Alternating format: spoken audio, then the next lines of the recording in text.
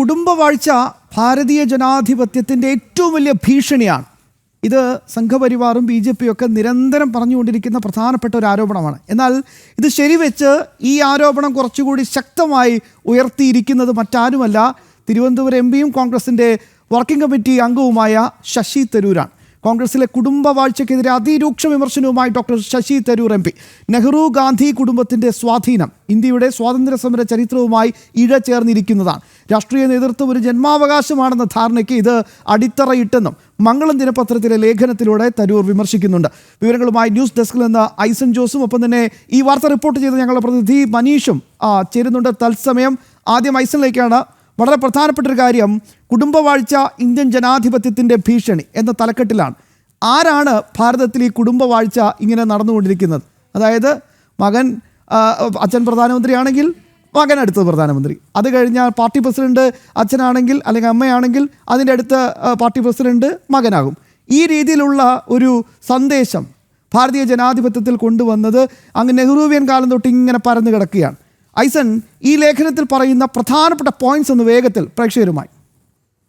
തീർച്ചയായും ഈ ലേഖനത്തിൽ ലേഖനം എന്ന് പറയുന്നത് മംഗളം ദിനപത്രം ആ ലേഖനം ഒരു പ്രൊജക്ട് സിൻഡിക്കേറ്റ് എന്ന് പറയുന്ന ഒരു മീഡിയ സിൻഡിക്കേറ്റിൽ നിന്ന് എടുത്തൊരു ലേഖനമാണ്. ആ മീഡിയ സിൻഡിക്കേറ്റിലെ ലേഖനം വായിക്കുമ്പോഴാണ് ഇതിൻ്റെ വിശാലമായ അർത്ഥങ്ങൾ നമുക്ക് മനസ്സിലാക്കാൻ സാധിക്കുന്നത്. തീർച്ചയായും നേരത്തെ ശ്യാം സൂചിപ്പിച്ചതുപോലെ നെഹ്റു കുടുംബത്തെ പരാമർശിച്ചുകൊണ്ട് തന്നെയാണ് അദ്ദേഹം ഈ ലേഖനം ആരംഭിക്കുന്നത് തന്നെ. നെഹ്റു കുടുംബത്തിന് ശേഷം അദ്ദേഹത്തിന് ശേഷം ഇന്ദിരാഗാന്ധി വരുന്നു, രാജീവ് ഗാന്ധി വരുന്നു, രാഹുൽ ഗാന്ധി വരുന്നു, സോണിയാഗാന്ധി വരുന്നു. അത്തരത്തിൽ ആ കുടുംബത്തിലെ അംഗങ്ങളെല്ലാം തന്നെ അവസാനമായി പ്രിയങ്ക ഗാന്ധി വരെ എത്തിയ ഒരു സാഹചര്യം, റോബർട്ട് വദ്രയിലേക്ക് പോലും എത്തുന്ന ഒരു സാഹചര്യം ഉണ്ടായിരിക്കുന്നു. അത്തരത്തിലുള്ള വിഷയങ്ങൾ പരാമർശിക്കുന്നു. അതുപോലെ തന്നെ ചെറു പാർട്ടികളുടെ കാര്യമെടുത്താലും അത് ഉത്തർപ്രദേശിലെ സമാജ്വാദി പാർട്ടി ആയാലും അതുപോലെ തന്നെ ബിജു ജനതാദൾ, അതായത് ബിജു പട്നായിക്കിന് ശേഷം നവീൻ പട്നായിക് മുഖ്യമന്ത്രിയാവുന്ന സാഹചര്യം, അത്തരത്തിലുള്ള വിവിധങ്ങളായ വിഷയങ്ങളിൽ വിവിധങ്ങളായ പാർട്ടികളിൽ ഉണ്ടായിരിക്കുന്ന ഇത്തരത്തിലുള്ള പ്രത്യേകതകളെല്ലാം തന്നെ ഈ കുടുംബവാഴ്ചയുടെ പ്രത്യേകതകൾ പരാമർശിച്ചുകൊണ്ടാണ് ഒരു വിശകലന ലേഖനം. കേവലം കുടുംബവാഴ്ചകൾ ചൂണ്ടിക്കാണിക്കുന്നു എന്നതിനപ്പുറം അതിൻ്റെ അടിസ്ഥാനപരമായ ഒരു സാമൂഹ്യ പശ്ചാത്തലം കൂടി അദ്ദേഹം സൂചിപ്പിക്കുന്നുണ്ട്. അതിൽ അതീവ ഗൗരവമായ ജനാധിപത്യ വിരുദ്ധമായ പല വിഷയങ്ങളും എടുത്ത് ചൂണ്ടിക്കാണിക്കുന്നു എന്നതാണ് ഈ ലേഖനത്തിൻ്റെ ഗൗരവമേറിയ ഒരു അംശം എന്ന് പറയുന്നത്. അതിൽ പറയുന്നത് ഒന്നാമത്തെ കാര്യം എന്ന് പറയുന്നത് ഈ ഒരു ട്രേഡ് മാർക്കായി തങ്ങളുടെ കുടുംബത്തിന് ലഭിച്ച ജനാധിപത്യ പദവികൾ ദുരുപയോഗം ചെയ്യുന്നു എന്ന രീതിയിലുള്ളൊരു വ്യാഖ്യാനം തന്നെയാണ്. അതായത് നെഹ്റു എന്ന ആദ്യത്തെ പ്രധാനമന്ത്രി സ്വാഭാവികമായും അദ്ദേഹത്തിൻ്റെ ഹേഴ്സിനെ അല്ലെങ്കിൽ അദ്ദേഹത്തിൻ്റെ പിൻഗാമികൾക്ക് ആ അവകാശമുണ്ട് എന്നൊരു തോന്നലുണ്ടാക്കുന്ന ഒരു രീതിയിൽ അദ്ദേഹത്തിൻ്റെ പിൻഗാമികൾ വരുന്നു. അത് മാത്രമല്ല, അതിന് പ്രധാന കാരണം എന്ന് പറയുന്നത് ഇത്തരത്തിൽ പിൻഗാമികളായി വരുമ്പോൾ അവർക്ക് വലിയ ബുദ്ധിമുട്ടില്ലാതെ ജയിച്ചു കയറാനും ഒരു സ്വീകാര്യത ലഭിക്കാനും സാധ്യമാകുന്നു എന്നതാണ്. ആ പേര് തന്നെ, അതായത് നമുക്കറിയാവുന്നതാണ്, പലരുടെയും പേരിന് പുറകിൽ ആ പേരിൻ്റെ അവരുടെ പരമ്പരാഗതമായ പേരിൽ നിന്ന് പോലും മാറ്റം വരുത്തി അല്ലെങ്കിൽ സ്വന്തമായ പേരിൽ നിന്ന് മാറ്റം വരുത്തി മറ്റു ചില പേരുകളൊക്കെ ചേർക്കുന്നതൊക്കെ നമുക്ക് കാണാൻ സാധിക്കാറുണ്ട്. അത്തരത്തിലുള്ള വിഷയങ്ങൾ ചൂണ്ടിക്കാണിക്കുന്നു. പിന്നീട് ചില കണക്കുകളിലേക്കും സ്റ്റാറ്റിസ്റ്റിക്സിലേക്കും പോകുമ്പോഴാണ് ഈ വിഷയത്തിൻ്റെ ആഴം നമുക്ക് മനസ്സിലാക്കാൻ സാധിക്കുന്നത്. അതിൽ പറയുന്നത് 45 വയസ്സിന് താഴെയുള്ള MPമാരിൽ 2/3 അടുത്ത ബന്ധുക്കൾ പാർലമെൻറ്റിൽ ഉള്ളവർ അല്ലെങ്കിൽ മികച്ച രാഷ്ട്രീയ പദവികളിലോ ഉള്ളവരാണ് എന്നാണ്. മാത്രമല്ല, മറ്റൊരു പ്രധാന വിഷയം അദ്ദേഹം എടുത്തു പറയുന്നത് ഈ ഫ്യൂഡൽ മനോഭാവമുള്ള തറവാടിത്വം എന്നൊക്കെ നമുക്കതിനെ മലയാളത്തിൽ വ്യാഖ്യാനിക്കാമെങ്കിലും അത്തരത്തിലുള്ള ആ ഒരു വ്യക്തിത്വങ്ങൾക്കും അത്തരത്തിലുള്ള ഒരു പാരമ്പര്യത്തിനും ഇന്നും ജനാധിപത്യ അവകാശങ്ങളുടെ ഉൾച്ചേർക്കലിനേക്കാൾ വലിയ വില ലഭിക്കുന്ന ഒരു സമൂഹമായി മാറി.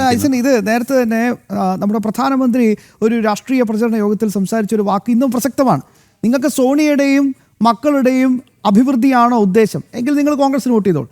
നിങ്ങൾക്ക് സ്റ്റാലിൻ്റെയും മക്കളെയും മരുമക്കളെയും ഒക്കെ അഭിവൃദ്ധിയാണോ നിങ്ങളുടെ ഉദ്ദേശം എങ്കിൽ നിങ്ങൾ DMKക്ക് വോട്ട് ചെയ്തോളൂ.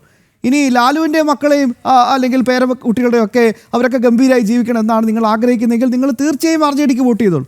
പക്ഷേ നിങ്ങൾക്കും നിങ്ങളുടെ മക്കൾക്കും നല്ലത് വരണം എന്നാണ് നിങ്ങൾ ആഗ്രഹിക്കുന്നതെങ്കിൽ തീർച്ചയായും നിങ്ങൾ BJPക്ക് വോട്ട് ചെയ്യണം, താമരയ്ക്ക് വോട്ട് ചെയ്യണം എന്ന വളരെ പ്രസക്തമായ വളരെ വൈറലായ ഒരു സ്റ്റേറ്റ്മെൻ്റ് ആയിരുന്നു നമ്മുടെ പ്രധാനമന്ത്രി. സത്യം പറഞ്ഞാൽ അത് തന്നെയാണ് അക്ഷരാർത്ഥത്തിൽ ഈ കുടുംബവാഴ്ചയെ കൃത്യമായി തന്നെ ചൂണ്ടിക്കാണിക്കുന്നത്. ഈ കുടുംബവാഴ്ച എന്താണെന്ന് എത്രത്തോളം ജനാധിപത്യത്തിൽ ഇത് പിടിമുറുക്കി. ഒരു പക്ഷേ ഒരു തരത്തിൽ പറഞ്ഞാൽ നേരത്തെ പ്രധാനമന്ത്രി പറഞ്ഞിരുന്നു ഷേർഷാ എന്ന്.